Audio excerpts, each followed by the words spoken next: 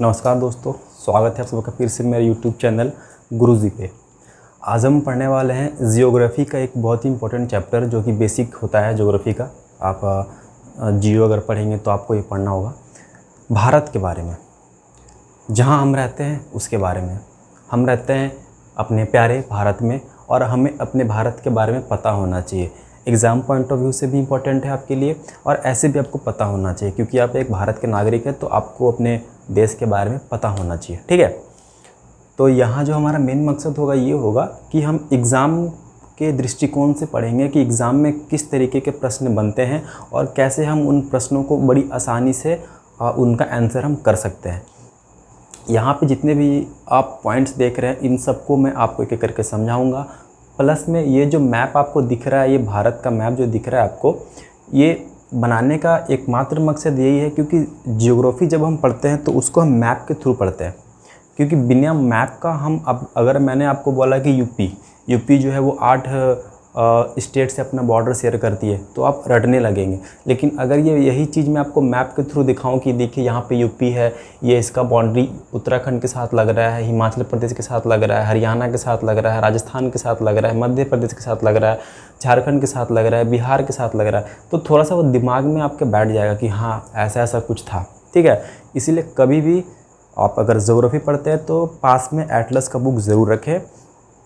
पढ़ने के बाद एक बार ज़रूर उसको देखें। और भारत के मैप से तो आप इस भारत के मानचित्र से तो आप यूज़ टू होंगे ही, बचपन से हमें पढ़ाया गया है। ठीक है, outline map India, political map का भारत का, तो कहाँ पे कौन सा राज्य है उससे आप वाकिफ़ होंगे ही। तो हम आज जो पढ़ने वाले हैं वो हम देखेंगे कि भारत की क्या स्थिति है ग्लोब पे, कि ग्लोब पे भारत कहाँ पे लोकेट है। तो इस चैप्टर का नाम है भारत की स्थिति एवं विस्तार। तो चलिए हम शुरू करते हैं। देखिए, जैसे कि हमारा जो कहीं घर होता है तो उसका एक एड्रेस होता है। जैसे हम बोलते हैं कि फला फला कॉलोनी के पास रोड नंबर इतना, ऐसे करके हम कुछ अपना एड्रेस बताते हैं। उसी तरह हर एक देश का एक अपना कोऑर्डिनेट्स होता है जिसके थ्रू हम किसी भी देश को ग्लोब पे दिखा सकते हैं। यानी कि ग्लोब एक हमारे पृथ्वी का कह सकते हो कि उसका एक डुप्लीकेट है, जिस पे हम कुछ इमेजिनरी लाइन की मदद से, जिसे हम अक्षांशीय रेखा और देशांतरी रेखा कहते हैं, इंग्लिश में लॉन्गिट्यूड और लैटिट्यूड कहते हैं, उसके मदद से हम किसी भी देश को उसकी क्या स्थिति है, कितना उसका विस्तार है, वो हम बताते हैं। तो लेकिन हम यहाँ पे पढ़ रहे हैं भारत के बारे में, तो हम भारत के बारे में देखेंगे। तो देखिए यहाँ पे भारत की जो स्थिति है वो है आपका 8 डिग्री 4 मिनट नॉर्थ से लेके 37 डिग्री 6 मिनट नॉर्थ अक्षांशीय विस्तार। अब यहाँ पे देखिए ये अक्षांशीय विस्तार और देशांतरी विस्तार क्या होता है। तो हमने भी आपको यहाँ बताया कि अक्षांशीय विस्तार। अब ये अक्षांशीय क्या है, इंग्लिश में कहते हैं इसको लैटिट्यूड और लॉन्गिट्यूड को थोड़ा सा मैं आपको यहाँ पे भी बताऊंगा। हालांकि ये ग्लोब का टॉपिक है, ग्लोब वाले चैप्टर में हम इसको बड़े अच्छे से पढ़ेंगे। लेकिन इस चीज़ को समझने के लिए आपको ये जो मैंने यहाँ पे लिखा है कोऑर्डिनेट्स, 8 डिग्री 4 मिनट उत्तरी अक्षांश से लेके 37 डिग्री 6 मिनट उत्तरी अक्षांश तक भारत का विस्तार है, इस चीज़ को समझने के लिए आपको अक्षांशी के बारे में पता होना चाहिए, या हम कह सकते हैं उसको इंग्लिश में कि लैटिट्यूड के बारे में थोड़ा सा नॉलेज होना चाहिए। तो देखिए इस ग्लोब को बड़े ध्यान से देखिएगा आप। ये ग्लोब है हमारा, ठीक है, दिख रहा होगा आपको। ये ग्लोब क्या दिखा रहा है, ये हमारे अर्थ का एक डुप्लीकेट है। ठीक है, अर्थ पे कुछ इमेजिनरी लाइन ड्रॉ करी गई हैं जिसको हम ग्लोब पे दिखाते हैं। ठीक है, ये एक्चुअल में लाइन नहीं है, ये इमेजिनरी लाइन है, ये आपको पृथ्वी पे नहीं दिखेंगी। इस लाइन का एकमात्र मकसद यही होता है, ये जो आपको लाइन दिख रहे हैं ऊपर से, और ये कुछ लैटिट्यूड और जो वर्टिकली और परपेंडिकुलरली जो लाइन आपको दिख रहे हैं, इनका काम होता है कि किसी भी देश की स्थिति को बताना। ठीक है, किसी भी देश में क्या टेम्परेचर रहता है उसको बताना और टाइम को बताना। ये 3 चीज़ ये बताती हैं। तो अभी हमको क्या देखना है, अभी हमको देखना है कि हमारा जो भारत है वो किस जगह पे है। ठीक है, तो देखिए यहाँ पे ये है अक्षांशी। मैंने बोला कि आपको अक्षांशी रेखा है। अक्षांशीय रेखा बोलते हैं लैटिट्यूड को। ये हमारा क्या है, अर्थ है। अर्थ के बीच से एक लाइन गया है आपका, जिसको हम लोग कहते हैं इक्वेटर। ठीक है, अर्थ के बीचों बीच अगर हम एक लाइन ड्रॉ करेंगे जिसे हम कहते हैं इक्वेटर या हम कहते हैं विषुवत रेखा, वो ग्लोब को 2 बराबर हिस्सों में बांट देती है, या हम कहें कि अर्थ को 2 बराबर हिस्सों में बांट देती है। ऊपर वाले हिस्से को हम कहते हैं उत्तरी अक्षांशीय और नीचे वाले को कहते हैं दक्षिणी अक्षांशीय। यानी कि जो इस विषुवत रेखा के जो ऊपर वाला हिस्सा है उसको बोलेंगे नॉर्दर्न हेमिस्फेयर और नीचे वाले को बोलेंगे सदर्न हेमिस्फेयर। हिंदी में बोलेंगे उत्तरी अक्षांशीय और नीचे वाले को बोलेंगे दक्षिणी अक्षांशीय। ठीक है, यहाँ तक क्लियर। अब देखिए, ये जो लाइन है इक्वेटर, ये इसको हमने मान रखा है 0 डिग्री। ठीक है, अब जब हम 0 डिग्री से नॉर्थ की ओर बढ़ेंगे तो ये जो पूरा आप जो देख रहे हो यहाँ से इस वाले नॉर्थ से लेके, ये नॉर्थ पोल से लेके जो साउथ पोल तक का ये जो पूरा डिस्टेंस है, ये आपका कितना होगा, 180 होगा। सिंपल सा मैथ है, समझ ही गए होंगे आप लोग यहाँ पे। तो ये जो 0 डिग्री से जब हम नॉर्थ की तरफ बढ़ेंगे ऐसे ऐसे करके, ठीक है, जब हम 0 डिग्री से नॉर्थ की ओर हम बढ़ेंगे तो हर एक डिग्री पे एक लाइन को हम ड्रॉ करते जाएंगे। समझिएगा इस चीज़ को। जैसे यहाँ पे 0 डिग्री है, अगर यहाँ पे मैं बात करूँ 1 डिग्री, 2 डिग्री, 3 डिग्री, 4 डिग्री, तो 1 डिग्री से एक में पैरेलल लाइन हमने खींच रखा है यहाँ पे। 2 डिग्री से फिर ऐसे करके, फिर 3 डिग्री से, 4 डिग्री से 5, 6, 7 ऐसे करते करते हम 90 डिग्री तक एक लाइन ड्रॉ करेंगे। ठीक है, और जो 90 डिग्री पे वाला जो लाइन होगा वो एकदम नॉर्थ पोल पे जाके पॉइंट बन जाएगा। ठीक है, लेकिन यहाँ पे हर एक लाइन को दिखाना पॉसिबल नहीं है इस ग्लोब में, इसलिए मैंने कुछ एक लाइन को आपको दिखाया समझाने के लिए। अब देखिए, ये 0 डिग्री हो गया। 0 डिग्री से हम जैसे जैसे ऊपर बढ़ेंगे तो हम जैसे हल्का सा ऊपर जाएंगे तो हमें 1 डिग्री मिलेगा, फिर 2 डिग्री, फिर 3 डिग्री, फिर 4 डिग्री, ऐसे करते करते जब हम 8 डिग्री पे पहुंच जाएंगे। ठीक है, अभी हम केवल 8 डिग्री की बात करें, पॉइंट को आप छोड़ दीजिए। 8 डिग्री 4 मिनट जो मैं बोल रहा हूँ, 4 मिनट उसको भी आप भूलिए, केवल 8 डिग्री ध्यान रखिए। जब हम 1, 2, 3 पे ऐसे करते करते जब हम बढ़ेंगे और जब हम 8 डिग्री पे पहुँचेंगे तो 8 डिग्री पे 8 डिग्री से भी एक लाइन ऐसे पैरेलल गया होगा इक्वेटर के, विषुवत रेखा के।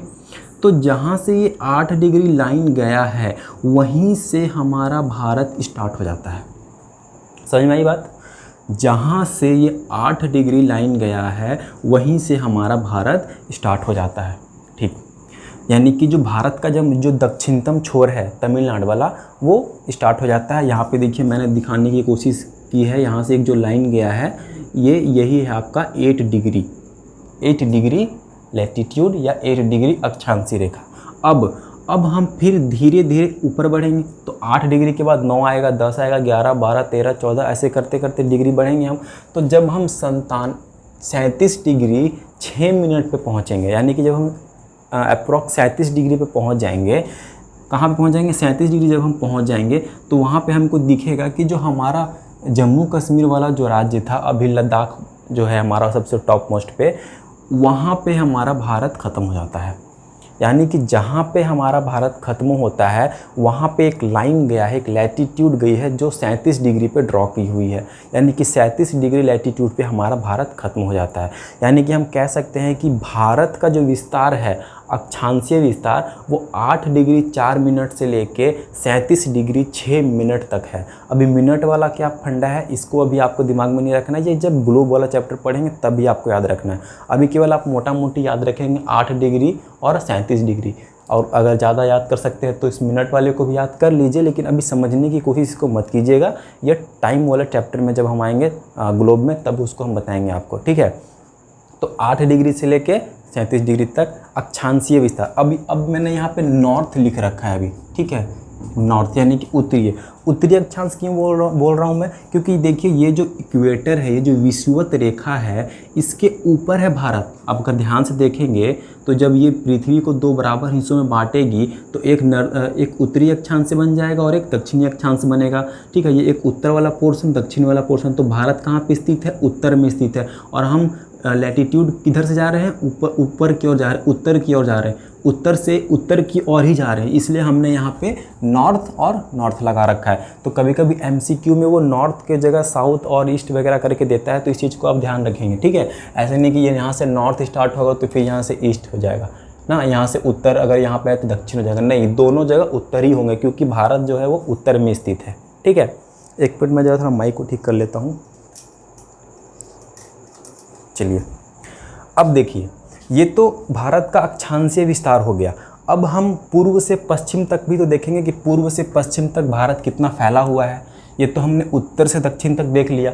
अब पूर्व से पश्चिम तक हमें देखना है, पूर्व से पश्चिम तक ही कितना उसका विस्तार है। तो उस पर फिर हम जो है, ये जो आपको ऊपर से जो लाइनें आपको दिख रही हैं, जिसको हम बोलते हैं लॉन्गिट्यूड, जिसको हम बोलते हैं देशांतरी रेखा, उसका यूज़ करते हैं अब, ठीक है। तो देखिए, भारत का जो आपका पूर्व से पश्चिम तक का जो विस्तार है, ठीक है, वो कहाँ से स्टार्ट होता है? वो 68 डिग्री 7 मिनट से लेके ईस्ट से लेके 97 डिग्री 25 मिनट ईस्ट तक है, ठीक है। यानी कि 68 डिग्री 7 मिनट पूर्व से लेके 97 डिग्री 25 मिनट पूर्व देशांतरी विस्तार है। अब जैसे कि मैंने आपको बताया इक्वेटर के बारे में, लैटिट्यूड के बारे में, अक्षांशीय रेखा के बारे में, उसी तरह लॉन्गिट्यूड के बारे में भी थोड़ा सा आप समझ लीजिए। डिटेल में ग्लोबल चैप्टर में पढ़ेंगे। पृथ्वी गोल है, ठीक है। अगर हम पृथ्वी का पूरा एक चक्कर लगाते हैं तो हम 360 डिग्री घूम जाते हैं, ठीक है। क्लियर यहाँ तक? तो सिंपल सा मैथ है।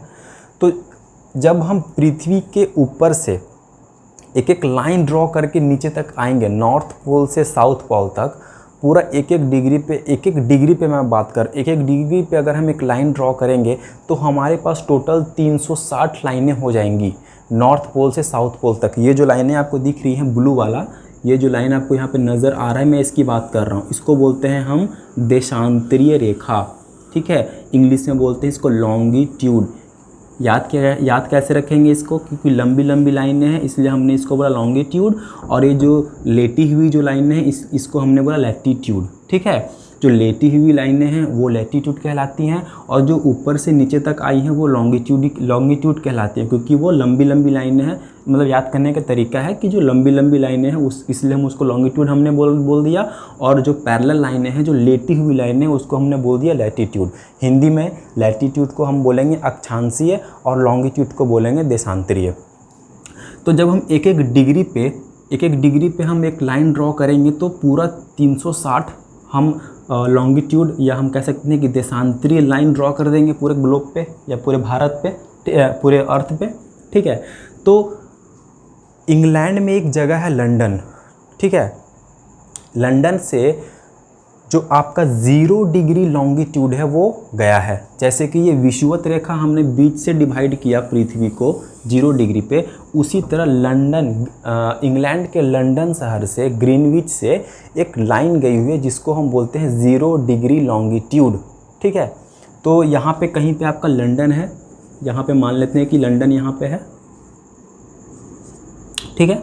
यहाँ पे आपका लंदन है, लंदन से आपका 0 डिग्री लॉन्गिट्यूड गया है, 0 डिग्री देशांतरी रेखा को ड्रॉ किया गया है, ठीक है। अब जो लंदन से जो पूर्व वाला जो जगह है, लंदन इधर यहाँ पे, तो लंदन के इस साइड कौन सा जगह हो गया? पूर्व, और लंदन के इधर पश्चिम। तो भारत किधर है? पूर्व की ओर है, ठीक है। भारत पूर्व की ओर है। अब यहाँ पे हम देख सकते हैं भारत पूर्व की ओर है। तो अगर ये जो आप देख रहे हो ये मिडिल वाला, इसको बोलते हैं प्राइम मेरिडियन, ठीक है। तो इसके भी पूर्व में है भारत। तो यहाँ पे 0 डिग्री ये जो लॉन्गिट्यूड है, यहाँ ये वाली जो लाइन को मान लेते हैं, ये वाली जो लाइन है इसको मैंने मान लिया 0 डिग्री देशांतरी रेखा। यहाँ से हमने एक लाइन ड्रॉ किया 0 डिग्री, और फिर 1 degree, 2 degree, 3 degree, 4 degree, 5 degree, 6 degree, ऐसे करते करते पूरे पृथ्वी पे हमने 360 डिग्री तक एक एक लाइन ड्रॉ कर दिया, जिसको हम लोग बोलते हैं देशांतरी रेखा, ठीक है। तो जब 0 डिग्री से हम भारत की ओर बढ़ेंगे तो क्या होगा? देखिए, 0 डिग्री से जब हम भारत की ओर बढ़ेंगे तो पहले आएगा 1 degree, 2 degree, 3 degree, 4 degree, 5 degree, 6 degree, ऐसे करते करते जब हम पहुंच जाएंगे 68 डिग्री पे, 68 डिग्री 7 मिनट पे, तो हम देखेंगे कि वहाँ से हमारा गुजरात वाला जो पोर्शन है भारत का, गुजरात, यहाँ से आपका एक 68 डिग्री वाला जो लाइन है वो क्रॉस करेगा, ठीक है। यहाँ से ऐसे ऐसे करके वो क्रॉस करेगा, ठीक। जैसे कि नीचे में मैंने आपको बताया था कि यहाँ से 8 डिग्री वाला ऐसे क्रॉस करेगा और ऊपर से करेगा आपका 37 डिग्री वाला, ठीक है। उसी तरह यहाँ से गुजरात से क्या करेगा क्रॉस, 68 डिग्री 7 मिनट वाली जो रेखा है वो क्रॉस करेगी, ठीक है। फिर जब 68 से बढ़ेंगे तो 68, ठीक है, 68 हो गया, 69, 70, 71, 72 करते करते जब हम यहाँ पे पहुँच जाएंगे 97 डिग्री, 97 डिग्री जब हम पहुँचेंगे तो हम क्या देखेंगे कि भारत का एकदम जो पूर्व वाला हिस्सा है यानी कि अरुणाचल प्रदेश वो आ गया, ठीक है। यानी कि भारत यहाँ से यहाँ तक ख़त्म, 68 से लेके यहाँ पे 97 तक भारत ख़त्म, यानी कि इतना दूर में भारत है। तो पूर्व से पश्चिम, उत्तर से दक्षिण और पूर्व से पश्चिम तक हमने भारत को मैप में लोकेट कर दिया कोऑर्डिनेट्स के थ्रू, ठीक है। तो ये वाला जो है आपको तो ये रटना पड़ेगा क्योंकि ये नंबर है, इसमें कोई ट्रिक वगैरह कुछ काम नहीं करेगा आपको, ठीक है। तो मोबाइल नंबर जैसे आप रटते हैं वैसे आप इसको रट सकते हैं, क्लियर। कभी कभी यहाँ से प्रश्न ये बनता है कि कितनी रेखा जो लाइनें आपको दिख रही है इनकी संख्या पूछ ली जाती हैं कि लैटिट्यूड्स कितने हैं, लॉन्गिट्यूड्स कितने हैं, यानी कि अक्षांशीय रेखाएं कितनी है, देशांतरीय रेखाएं कितनी है। तो इसको रटना नहीं है, इसको समझना है। देखिए हमने बताया कि ये 0 डिग्री इक्वेटर है, विषुवत रेखा है, और ऊपर में 90, नीचे में 90, यानी कि हम एक एक डिग्री पे अगर लाइन ड्रॉ करेंगे तो टोटल मेरे पास 90 लाइन आ जाएंगी, ठीक है। 19 लैटिट्यूड्स आ जाएंगे, 19 अक्षांशीय रेखा आ जाएंगे। उसी तरह जब हम नीचे जाएंगे 0 डिग्री को छोड़ के यहाँ से 1 2 3 ऐसे करते करते यहाँ भी हम 90 डिग्री पे आएंगे, तो फिर 90 लाइन हमको ड्रॉ करना पड़ेगा, ठीक है। तो ऊपर 90 नीचे 90 कितना हो गया 180, प्लस ये बीच वाली जो एक मिडिल वाली जो रेखा है जिसको हम लोग बोलते हैं इक्वेटर, उसको भी तो काउंट करेंगे, वो भी तो लैटिट्यूड है, यहीं पे गलत होता है, ठीक है। तो टोटल कितना हो गया 181। हमेशा एग्ज़ाम में क्वेश्चन पूछता है और हम 180 टिक करके आते हैं क्योंकि हमें पता है कि ऊपर 90 नीचे 90 दोनों ऐड करेंगे 180, नहीं बीच वाले को भी हमें ऐड करना होता है, और ऑप्शन में आपको 180 गारंटेड देखने को मिलेगा। तो इस चीज़ का ध्यान रखेंगे। आपकी जो अक्षांशीय रेखाएं की संख्या होती है, मैं यहाँ पे लिख देता हूँ, अक्षांशीय रेखा कितनी होती हैं 181, ठीक है। उसी तरह जो लॉन्गिट्यूड है, लॉन्गिट्यूड क्या है, पूरा 360 अगर हमें घूमना है और हर एक डिग्री पे एक लाइन ड्रॉ करेंगे तो 360 लाइन ड्रॉ हो जाएंगी। तो इसमें कुछ रटना नहीं है आपको, इसमें सिंपल सा भाई कि जो देशांतरी रेखा होती है, देशांतरी रेखा जो होती है वो होती है 360, ठीक है। फिर कभी कभी ऐसे पूछ लिया जाता है कि सबसे बड़ी वाली अक्षांशीय रेखा कौन है, तो आप यहाँ पे क्या देख रहे हैं कि ये जो बीच वाली जो इक्वेटर है यही ना सबसे बड़ी होगी, क्योंकि हम जैसे जैसे ऊपर बढ़ रहे हैं तो हम क्या देख रहे हैं कि लाइनों का जो डिस्टेंस है वो कम होते जा रहा है, ठीक है। जो इसकी जो लंबाई है वो धीरे धीरे कम होते जा रही है, और एक समय ऐसा आता है नॉर्थ पोल पे कि जो एकदम पॉइंट हो जाता है। तो हम क्या देखें, जो इक्वेटर पे जो लाइन ड्रॉ किया गया होगा जिसको विषुवत रेखा कहते हैं वो सबसे बड़ी वाली लैटिट्यूड हो जाएगी। तो एग्ज़ाम में कभी आपसे पूछे लिख लीजिएगा इस चीज़ को कि सबसे बड़ी अक्षांशीय रेखा कौन है, तो आपको बोलना है विषुवत रेखा यानी कि इक्वेटर, ठीक है। चलिए बाकी और जो बच गया है इसे हम और डिटेल में टाइम का क्या कंसेप्ट होता है वो हम पढ़ेंगे ग्लोबल चैप्टर में। अब आते हैं यहाँ पे क्षेत्रफल के बारे में कि भारत का क्षेत्रफल कितना है।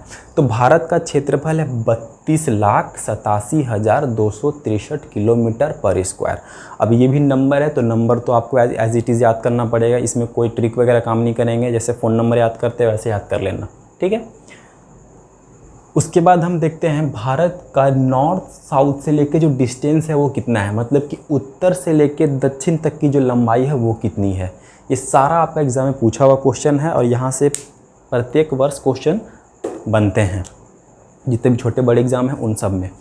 तो भारत का उत्तर से लेके दक्षिण तक की जो अगर मैं एकदम स्ट्रेट लाइन ड्रॉ करूं तो वो कितने किलोमीटर का डिस्टेंस कवर करेगा, वही आपसे पूछ रहा है कि भारत का उत्तर से लेके दक्षिण तक की लंबाई कितनी है। तो आपको बताना है 3,214 किलोमीटर, ठीक है। फिर पूर्व से लेके पश्चिम तक की लंबाई कितनी है, तो आपको बताना है 2,933 किलोमीटर, याद रहेगा। उसके बाद हम देखते हैं यहाँ पे कि ये जो हमारा प्यारा भारत है इसके कुछ ऐसे राज्य हैं जो समुद्र से लगे हुए हैं और कुछ ऐसे राज्य हैं जो लैंड से लगे हुए हैं, मतलब कि तट स्थल ज़मीन से लगे हुए हैं, और कुछ ऐसे राज्य हैं जो तटीय सीमा वाले राज्य हैं, यानी कि जिसके पास अपना समुद्र का किनारा है। तो कभी कभी एग्ज़ाम में ऐसे पूछ लिया जाता है आपसे कि भारत की जो तटीय सीमा है कहाँ से स्टार्ट होती है। भारत की तटीय सीमा यहाँ पे आप देख सकते हैं कि ये राजस्थान के ऊपर में यहाँ बगल में कौन सा देश रहता है, पाकिस्तान। ठीक है, पाकिस्तान आपके गुजरात का जो यहाँ से स्टार्ट हो जाता है, यानी कि इसके ऊपर वाला जो एरिया है वो ज़मीनी एरिया है, और यहाँ से फिर हमारा अरब सागर स्टार्ट हो जाता है। तो गुजरात से जो यहाँ से लेके हम अगर मैं बात करूँ तो ये हमारा पूरा समुद्र से लगा हुआ है। आपके पास अगर एटलस होगा तो आप उस एटलस में देखेंगे थोड़ा सा इसको, ये पूरा हमारा समुद्र से लगा हुआ है। ये यहाँ तक ऐसे पूरा जाएगा आपका, ये लास्ट में बंगाल तक जाएगा, और ये बंगाल के बाद जो ब्लू वाला जो लाइन दिख रहा है ये आपका बीडी यानी कि बांग्लादेश यहाँ से स्टार्ट हो जाता है। ये पूरा एरिया आपका बांग्लादेश का है। ठीक है, जो लैंड वाला इसका एरिया है, पूरा ज़मीनी एरिया है। ठीक है, क्योंकि यहीं तक हमारा समुद्र है। तो ये जो पूरा आपको दिख रहा है, इसका कभी कभी वो एग्ज़ामिनर पूछ लिया जाता है कि इसका पूरा डिस्टेंस कितना है। ठीक है, ये मुख्य भूमि का आपका, क्योंकि ये भारत की मुख्य भूमि है। आपको पता है कि भारत के पास दो आइलैंड है, एक यहाँ पे आपका उधर हो गया आपका अंडमान एंड निकोबार द्वीप, और इधर हो गया आपका लक्षद्वीप द्वीप। ठीक है, तो द्वीपों की बात अभी मैं नहीं कर रहा हूँ, अभी मैं केवल भारत के मुख्य भूमि की बात कर रहा हूँ।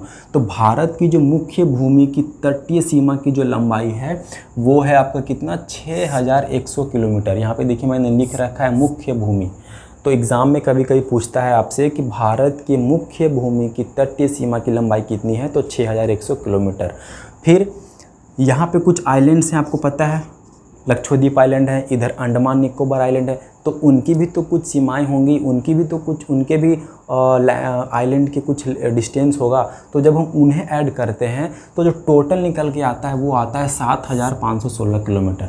यानी कि जब हम ये दोनों आइलैंड का भी डिस्टेंस हम ऐड कर लेते हैं तो मेरा बन जाता है 7516 किलोमीटर। ठीक है, चलिए आगे बढ़ते हैं। फिर भारत की सीमा, अच्छा ये तो नीचे आपका हो गया। ठीक है, तटीय सीमा वाली लंबाई हो गया। अब ऊपर में जो लैंड वाला जो सीमा है, यानी कि यहाँ से तो आपका समुद्र स्टार्ट हो जा रहा था, ऊपर से फिर आपका क्या स्टार्ट हो जा रहा है, ज़मीन वाला एरिया। ठीक है, यानी कि स्थलीय सीमा। तो स्थलीय सीमा यहाँ से गुजरात से जहाँ पे आपका पाकिस्तान स्टार्ट होता है, जस्ट वहीं से हमारा स्थलीय सीमा भी स्टार्ट हो जाती है। तो यहाँ से जब हम स्थलीय सीमा का डिस्टेंस मेज़र करेंगे, ऐसे पूरा जाएंगे राजस्थान, पंजाब, जम्मू कश्मीर, लद्दाख होते हुए ऐसे करके पूरा घूमेंगे। ये पूरा आपका जो है यहाँ पे उत्तराखंड, फिर यहाँ पे जो आपका नेपाल कंट्री है, तो नेपाल वाला को तो हमको लेना नहीं, हमें अपने वाले लैंड को लेना है। तो हम नीचे आके ऐसे यूपी से होते हुए पूरा बिहार, सिक्किम ऊपर जाएंगे, फिर ऐसे उतरेंगे नीचे आसाम, फिर ये अरुणाचल प्रदेश आ गया, ऐसे करके पूरा घूमते हुए ऐसे करके यहाँ पे ये आपका बांग्लादेश के पास ये ऐसे करके घूमेंगे मेघालय, और ये फिर जहाँ से हमारा तटीय सीमा शुरू होता है वहाँ पर आके हम एंड कर जाएंगे। तो ये जो पूरा आपका डिस्टेंस है, ये पूरा भारत का जो स्थलीय सीमा की जो लंबाई है वो कितनी है, वो कभी कभी एग्जाम में पूछ लिया जाता है। तो वो है आपका 15200 किलोमीटर। ठीक है, 15200 किलोमीटर। अब देखते हैं आगे। अब जैसे कि ये हमारा भारत है, तो आपको पता है कि भारत के कुछ पड़ोसी देश भी हैं। जैसे ये पाकिस्तान देख सकते हैं कि आप इधर पश्चिम में पाकिस्तान है, इधर आपका चाइना है। ठीक है, इधर थोड़ा सा आपका अफ़गानिस्तान के साथ सीमा लगता है, ऐसे करके बना हुआ है अफ़गानिस्तान। ये अफ़गानिस्तान के साथ थोड़ा सा लद्दाख के साथ सीमा लगती है। इधर हो गया आपका ये चाइना के जस्ट नीचे आपका ये नेपाल, फिर सिक्किम के बगल में देखेंगे तो भूटान, सिक्किम के आपके पूर्व में भूटान और पश्चिम में नेपाल। ठीक है, फिर यहाँ पे आप देख सकते हो कि वेस्ट बंगाल के बगल में बीडी यानी कि बांग्लादेश, और यहाँ पे म्यांमार और नागालैंड के बगल में मणिपुर, और नागालैंड के बगल में म्यांमार। ठीक है, फिर एकदम हम दक्षिण में आ जाते हैं तो ये हमारा श्रीलंका। ठीक है, तो ये हमारे पड़ोसी देश हैं। अब कुछ देश ऐसे हैं जिनसे हमारा एक लाइन निर्धारण किया गया है, जो एग्ज़ाम में पूछा जाता है कि भारत पाक बीच की सीमा को क्या कहते हैं, पाकिस्तान और अफ़गानिस्तान के बीच वाली सीमा को क्या कहते हैं, भारत चीन सीमा को क्या कहते हैं। तो यहाँ पे देखिएगा, भारत और पाकिस्तान की जो बीच की जो लाइन है उसको हम लोग कहते हैं रेड क्लिफ लाइन, ठीक है। भारत और पाकिस्तान के बीच की सीमा को कहते हैं रेड क्लिफ लाइन। याद कैसे रखेंगे? आपको पता है कि भारत और पाकिस्तान के बीच में हमेशा क्या होते रहता है, बॉर्डर पे युद्ध होते रहता है, गोलियां वोलियां चलते रहती हैं, ठीक है। वहाँ पे पाकिस्तान हमेशा कुछ ना कुछ गंदी हरकतें करता रहता है, जिसका भारत मुँह तोड़ जवाब देता भी है हमेशा, और देते आया है हमेशा की तरह। तो क्या बहता है उनके, जब दोनों के बीच में युद्ध होता है तो खून बहता है, ठीक ना। लड़ाई झगड़ा जब गोली वगैरह चलती है तो खून बहता है। खून कैसा होता है? रेड होता है। तो आपको इस तरीके से याद रखना है कि भारत और पाकिस्तान के बीच की जो रेखा है उसको बोलते हैं रेड क्लिफ लाइन, ठीक। उसके बाद भारत और चीन के बीच की जो सीमा रेखा है उसको क्या बोलते हैं? तो भारत और चीन के बीच की जो सीमा रेखा है उसको बोलते हैं मैकमोहन सीमा। इसको भी कैसे याद रखेंगे? हम चाइना का सामान बहुत यूज़ करते हैं, यानी कि चाइना का सामान जहाँ भी हमें दिख जाता है तो हमें थोड़ा हम मोहित हो जाते हैं और हम उसे फटाक से ले लेते हैं क्योंकि बहुत सस्ता मिलता है, ठीक है। बस याद करने के लिए है, इसलिए मैं बता रहा हूँ, ऐसा कुछ है नहीं। तो इस तरीके से हम याद रखेंगे कि भारत और चीन की जो बीच की सीमा है उसको बोलते हैं मैकमोहन लाइन। फिर एक कभी कभी पूछ लिया जाता है कि पाकिस्तान और अफ़गानिस्तान की बीच की सीमा को क्या कहते हैं? तो पाकिस्तान और अफ़गानिस्तान की बीच की सीमा को कहते हैं डुरंड रेखा।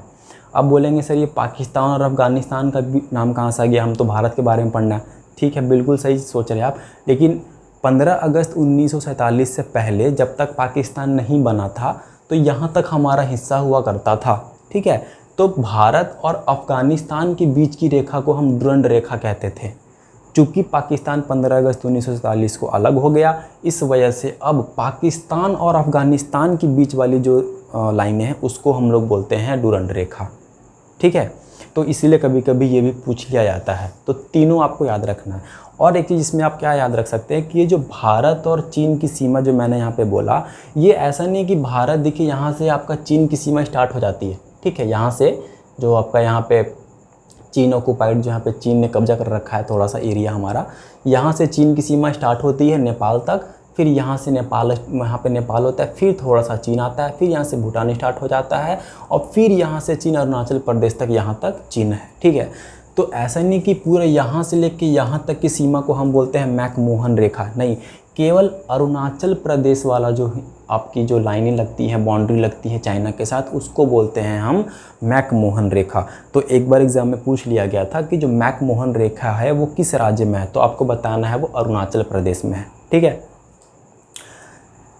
चलिए अब आगे बढ़ते हैं, क्या है हमारा नेक्स्ट पॉइंट। हाँ, अब जैसे कि भारत उत्तर से लेके दक्षिण और पूर्व से लेके पश्चिम, ठीक है। तो यहाँ से एक क्वेश्चन बनता है कि भारत का सबसे उत्तरतम बिंदु, दक्षिणतम बिंदु, पूर्वोत्तम बिंदु और पश्चिमतम बिंदु, यानी कि northern most point, southern most point, eastern most point और वेस्टर्न मोस्ट पॉइंट कौन कौन से हैं। तो नॉर्दर्न मोस्ट पॉइंट यानी कि भारत का एकदम जो उत्तर में, जो एकदम बोल सकते हो कि जहाँ पे भारत ख़त्म होता है, वो कौन सा बिंदु है। तो यहाँ पे आप देख सकते हैं भारत की जो उत्तरतम बिंदु है, यानी कि जो नॉर्दर्न मोस्ट पॉइंट है, वो उसको कहते हैं Indira call. Very very important, बहुत बार एग्जाम में पूछा जा चुका है, ठीक है। उसको बोलते हैं इंदिरा कॉल। ये पहले जम्मू कश्मीर में पड़ता था, लेकिन आपको पता है कि जम्मू कश्मीर के 2 हिस्से कर दिए गए हैं और दोनों को यूनियन टेरिटरी बना दिया गया है। तो जो एक यूनियन टेरिटरी लद्दाख बना है, अब वो लद्दाख में आता है, ठीक है। साथ साथ में आप एटलस भी खोल के देखा करो कि मैं क्या यहाँ पे बता रहा हूँ कि जम्मू कश्मीर कहाँ है, लद्दाख कहाँ है, जाके दिमाग में वो सेट कर जाए। आपको इतना पता होना चाहिए कि एमपी कहाँ है, यूपी कहाँ है, ठीक है, झारखंड कहाँ है, बिहार कहाँ है। इतना तो आपको पता होना चाहिए कि एक भारत के मानचित्र में कि कौन सा राज्य कहाँ पे बसा हुआ है, क्योंकि हम बचपन से पढ़ते आ रहे हैं। जैसे मैं बोलूँ लद्दाख तो आपको तुरंत दिमाग में आना चाहिए कि अच्छा लद्दाख ऊपर में। मैं बोलूँ तमिलनाडु तो आपको समझ में आना चाहिए कि हाँ तमिलनाडु नीचे है, ठीक है। गुजरात बोलूँ तो समझ में आना चाहिए कि अच्छा गुजरात पश्चिम की ओर है। तो भारत की जो उत्तरतम बिंदु है वो है इंदिरा कॉल लद्दाख। दक्षिणतम बिंदु, मुख्य भूमि का दक्षिणतम बिंदु। अब यहाँ पे थोड़ा सा और ध्यान देंगे आप कि मुख्य भूमि का, जैसे कि मुख्य भूमि का आप, मैंने बताया था आपको कि तटीय सीमा, मुख्य भूमि की तटीय सीमा की लंबाई कितनी है, यानी कि ये इसको जो तमिलनाडु वाला जो पूरा एरिया है, ये जो पूरा भारत है, इसको हम बोलते हैं मुख्य भूमि।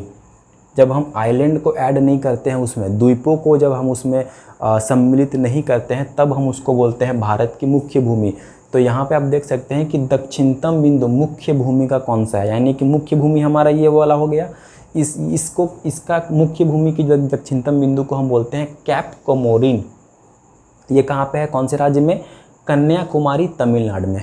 ठीक, फिर मुख्य भूमि ना दे कि आपसे सिंपली पूछे कि भारत का दक्षिणतम बिंदु कौन सा है, तो हम बोलेंगे इंदिरा पॉइंट निकोबार द्वीप।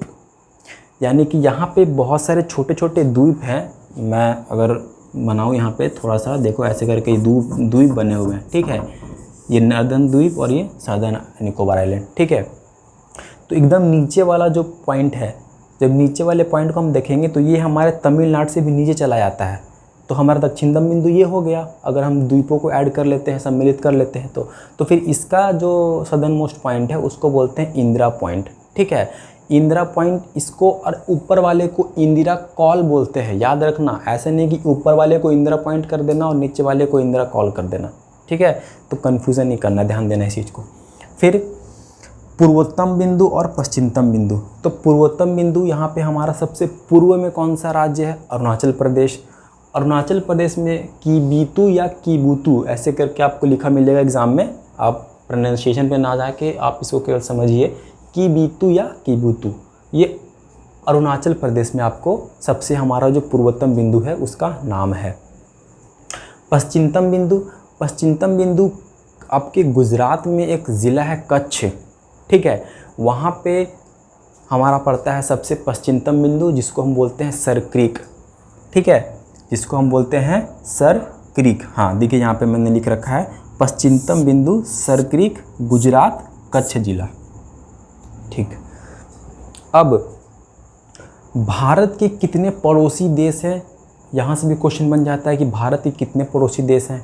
तो भारत के कुल 9 पड़ोसी देश हैं। भारत के कुल 9 पड़ोसी देश हैं, जिसमें से 7 ऐसे पड़ोसी देश हैं जिसकी स्थलीय सीमा हमारे भारत से लगती है। यानी कि जो ज़मीनी तौर पे भारत से जुड़े हुए हैं, मतलब कि जिसकी जो लैंड बाउंड्री है वो ज़मीन पे जुड़ी हुई है, स्थलीय सीमा लगी हुई है। ठीक है, वैसे वाले देश हैं 7, और 2 ऐसे देश हैं जिसकी बाउंड्री जलीय सीमा से जुड़ी हुई है। देखिए यहाँ पे मैप पे मैंने आप बना रखा है। यहाँ पे मैंने बोला कि भारत के कुल पड़ोसी देशों की संख्या है कितनी, 9, जिसमें जो इस 7 जो है वो स्थलीय सीमा लगाती हैं और 2 जो है वो जलीय सीमा लगाती हैं। यानी कि 7 ऐसे कंट्री हैं, हमारे पड़ोसी देश हैं, नेबरिंग कंट्री है, जिसकी सीमा लैंड फ्रंटियर के साथ लगती है, और 2 ऐसे कंट्री हैं जिनकी जो बाउंड्री है वो वाटर बॉडीज़ के साथ लगती है। तो वो 7 कंट्री कौन कौन से हैं याद नहीं करना है, मैप को केवल याद रखना है, याद हो जाएगा सब। देखिए यहाँ पे पाकिस्तान का हमारे साथ क्या है, ये कौन सा बाउंड्री, ये समुद्र में आ रहा है या ज़मीन पे आ रहा है, ज़मीन पे आ रहा है, तो ये स्थलीय सीमा वाला देश हो गया। ठीक है, नंबर 1 पहला। उसके बाद यहाँ पे मैंने आपको बताया थोड़ा सा आपका अफ़गानिस्तान की सीमा लगती है हमारे जम्मू लद्दाख के साथ, दूसरा। फिर यहाँ से आपका चीन स्टार्ट हो जाता है। ठीक है, चीन यहाँ तक, फिर यहाँ से नेपाल, तो चीन तीसरा हो गया, नेपाल हो गया, फिर 4 भूटान हो गया, 5, और इधर आ जाएंगे तो म्यांमार हो जाएगा आपका 6, और फिर इधर आ जाएंगे तो बांग्लादेश 7। बांग्लादेश वेस्ट बंगाल के साथ सीमा साझा करती है, म्यांमार नागालैंड और मणिपुर के साथ सीमा साझा करती है। तो यानी ये स्थलीय सीमा लगा रही है हमारे राज्यों के साथ, ये भी स्थलीय सीमा लगा रही है हमारे राज्यों के साथ, और ये तो लगा ही रही है क्योंकि इधर तो समुद्र है नहीं। ठीक है, तो 7 ऐसे कंट्री हैं जो स्थलीय सीमा लगाते हैं। अब 2 कौन से ऐसे कंट्री हैं जो जलीय सीमा लगाते हैं, एक आपका श्रीलंका और नीचे आपका एक होता है मालदीव। ठीक है, इधर कहीं पे आपका छोटा सा मालदीव है। तो ये 2 हमारे क्या हो गए, जलीय सीमा वाले पड़ोसी देश। और टोटल कितने पड़ोसी देश हो गए, 9। भारत में कुल कितने राज्य हैं? जम्मू कश्मीर को यूनियन टेरिटरी बनाने से पहले भारत में कुल 29 राज्य हुआ करते थे, तेलंगाना को मिला के, और तेलंगाना की स्थापना हुआ था 2 जून 2014 को। ठीक है, आंध्र प्रदेश से कट के वो बना था ये वाला। फिर ये जब बना था तो 29 राज्य थे। फिर आपको पता होगा कि जम्मू कश्मीर को यूनियन टेरिटरी में बांट दिया गया है 2 पार्ट करके, एक लद्दाख और एक जम्मू कश्मीर।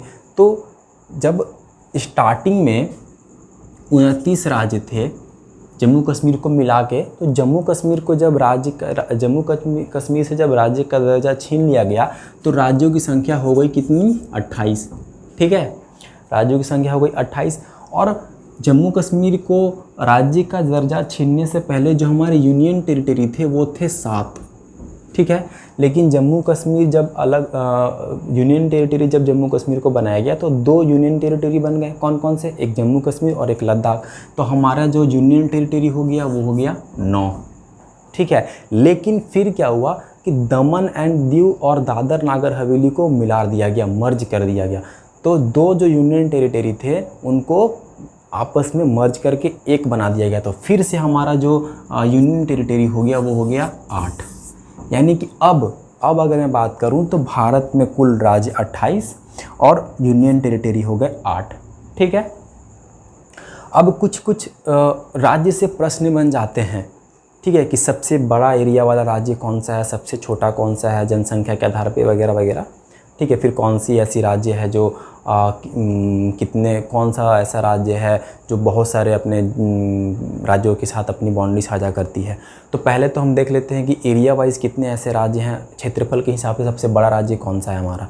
तो क्षेत्रफल के हिसाब से सबसे बड़ा राज्य आपका हो जाता है राजस्थान।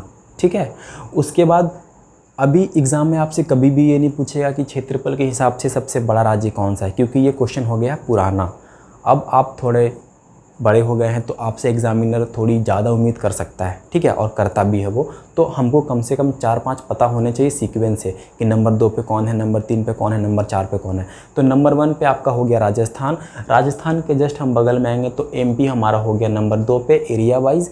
ठीक है, क्षेत्रफल के आधार पे। तीसरे नंबर पे हो गया आपका महाराष्ट्र और चौथे नंबर पे हो गया आपका UP।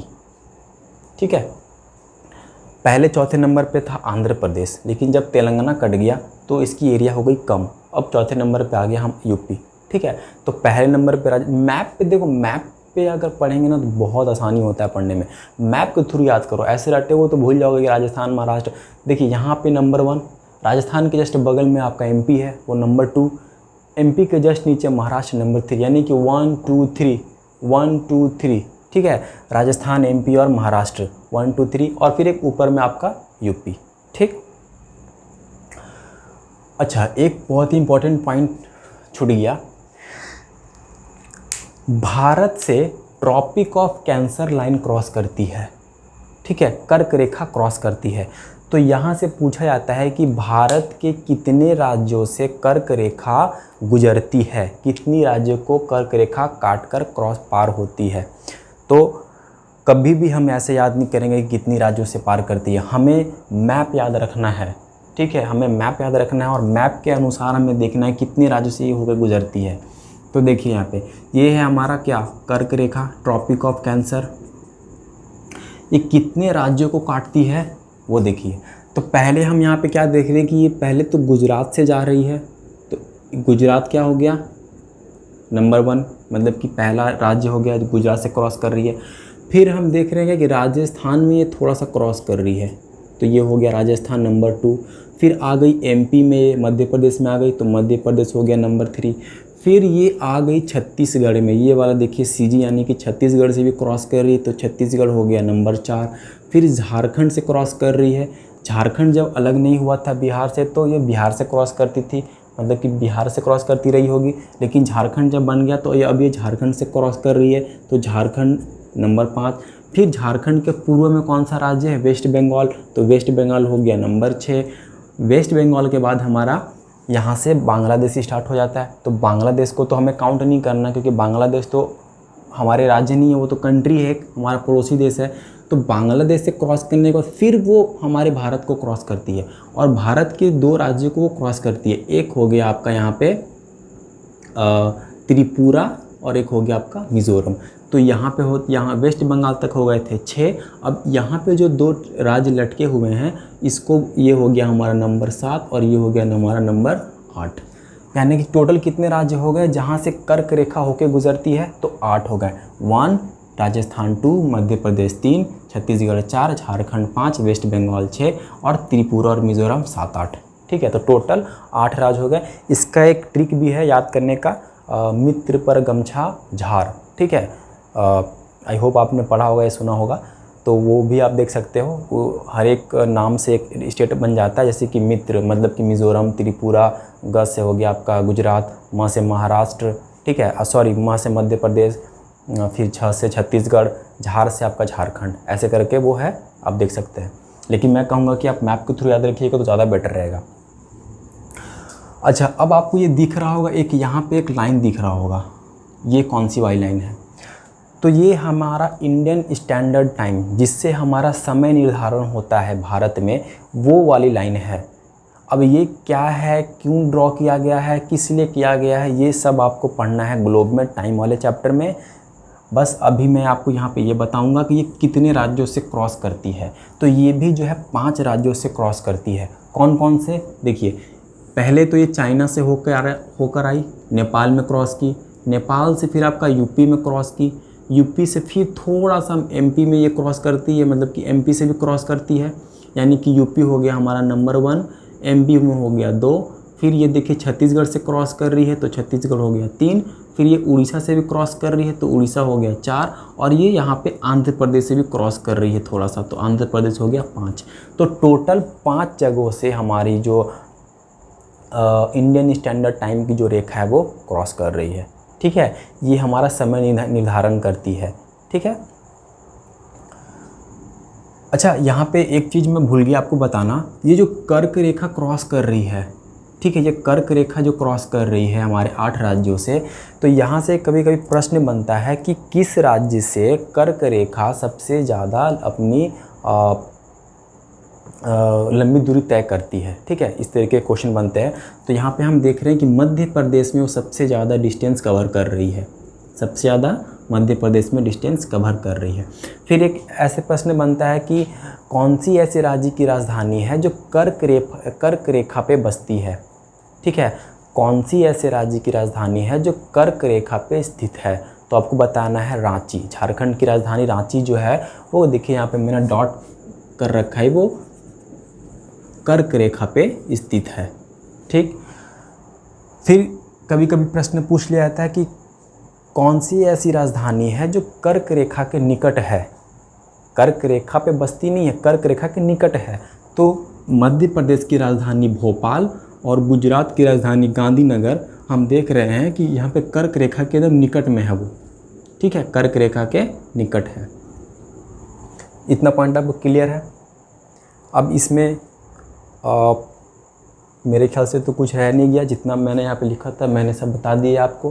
तो आप अगर फिर से अगर समझ में ना आया हो तो वीडियो को आप दोबारा करके देख लेंगे, और उम्मीद करता हूँ कि आपको समझ में आया हो इस मैप के थ्रू पढ़ाने का मकसद यही होता है कि कोई भी चीज़ को हम विजुअली अगर हम देखते हैं तो ज़्यादा वो लंबे समय तक हमारे दिमाग में रहता है, ठीक है। और एटलस तो आप लोग ज़रूर रखें, एटलस के थ्रू पढ़ने से बहुत फ़ायदा होता है। अब उसको पढ़िए और मैप को बार बार देखिए। और ये जो ग्लोब वाला चैप्टर है ना, इस पे अगर ये समझ नहीं आया हो, अक्षांशीय रेखा और देशांतरी रेखा, तो घबराने का नहीं है, हम अगले वीडियो में इसके बारे में डिटेल में आपको बताएंगे। लेकिन फिर भी ये उतना भी कॉम्प्लिकेटेड नहीं है, जितना मैंने बताया अगर उतना आपके दिमाग बैठ गया हो तो फिर आने वाले समय वीडियो में जो आप देखेंगे तो और अच्छे से समझ में आ जाएगा, ठीक है। तो इन सब चीज़ों को आप ध्यान में रखेंगे। यहाँ से बहुत सारे प्रश्न बनते हैं और बने हैं और आगे बनेंगे, तो यहाँ से आप एक एक चीज़ को नोट कर लेंगे और याद कर लेंगे। वीडियो अच्छा लगा हो तो लाइक ज़रूर करेंगे, और किसी भी तरीके का डाउट हो तो कमेंट ज़रूर करेंगे। वीडियो को ज़्यादा से ज़्यादा सब्सक्राइब और शेयर ज़रूर करेंगे। धन्यवाद।